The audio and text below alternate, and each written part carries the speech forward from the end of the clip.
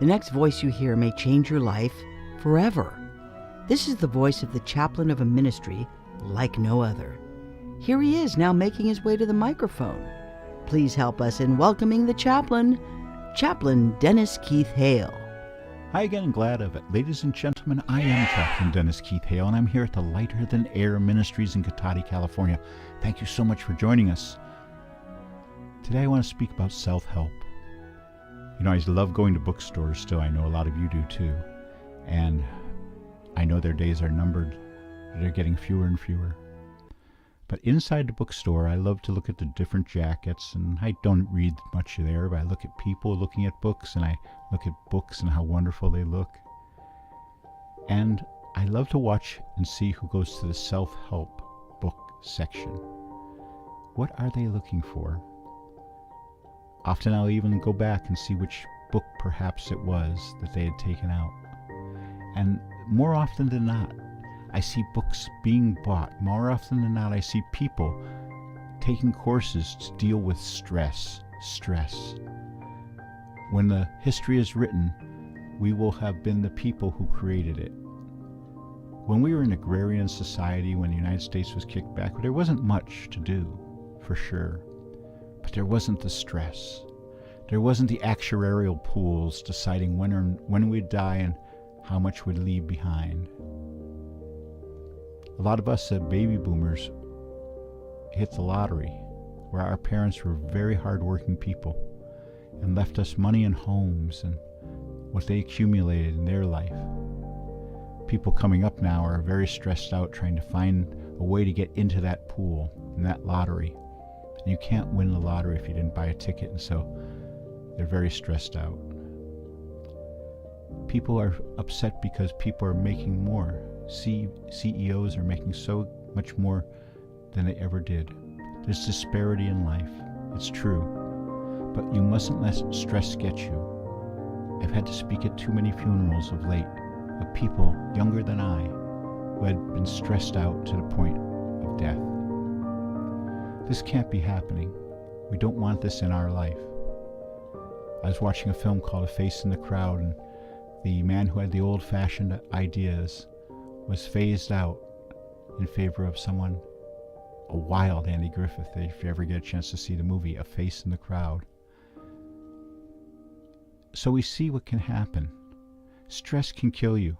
Stress can lead you into a life of instability. So we want you to conquer it, and we want you to do it naturally. You can't buy a book and read about how to get out of stress by giving you suggestions for ideas and pleasantries within your soul. It's not going to help. You need to add something. You need to add maybe a tranquilizer.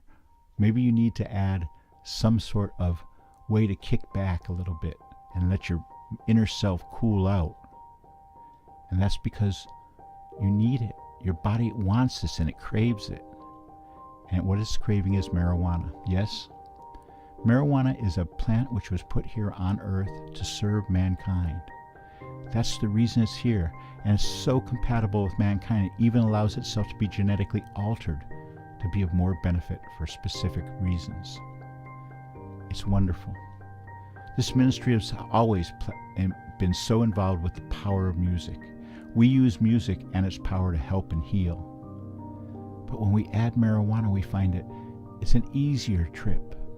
It's a wonderful way to gain perspective. If you haven't tried it and you're sick, you're doing yourself a disservice. If you haven't tried it and you're not sick, you have the opportunity on January 1st and from thereafter to walk into a store and purchase marijuana for recreational use. We're sort of sad that the medical marijuana moniker will be going away in many ways, because it is a medicine. And it's the medicine that was put on earth to cool us out. And I'm not sure it should be used by people as a party thing, as a recreational thing.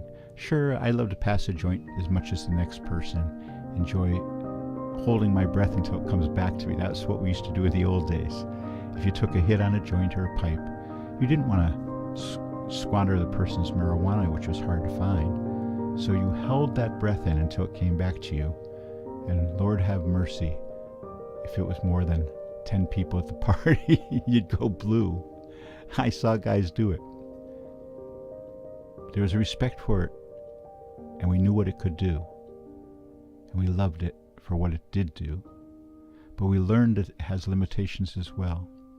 So that we hope that we have a chance to educate people who are going to be new to marijuana in the new year.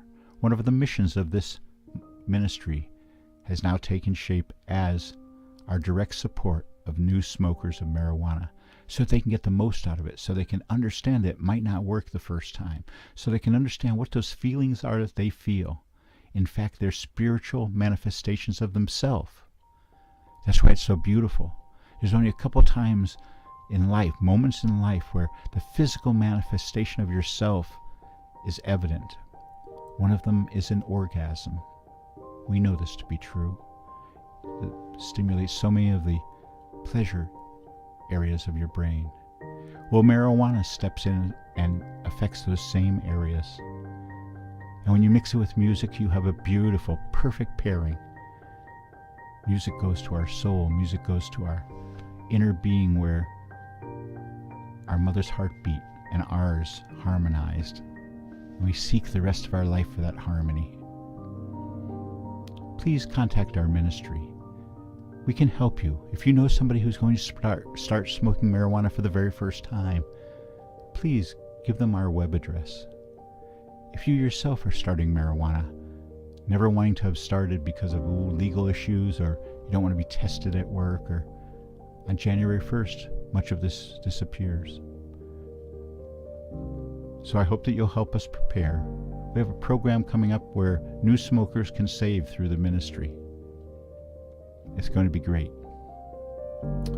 I'd like to end today's show as I often do, where a week of help has been needed all around our country because of the terrible weather conditions. So to those who have been involved in the terrible floods, we say, I hope that as you go through life, when you need it the most, perhaps now, that you find mercy. And as you go, I hope that you'll go with grace.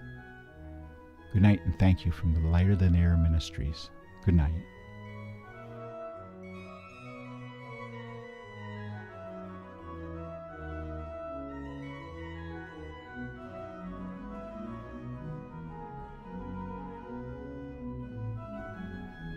Thank you for listening to our weekly moment of reflection and celebration. On behalf of this ministry of service, the Lighter Than Air Ministries, we say thank you for listening. Please join us again next week. Good night, and may you go with grace.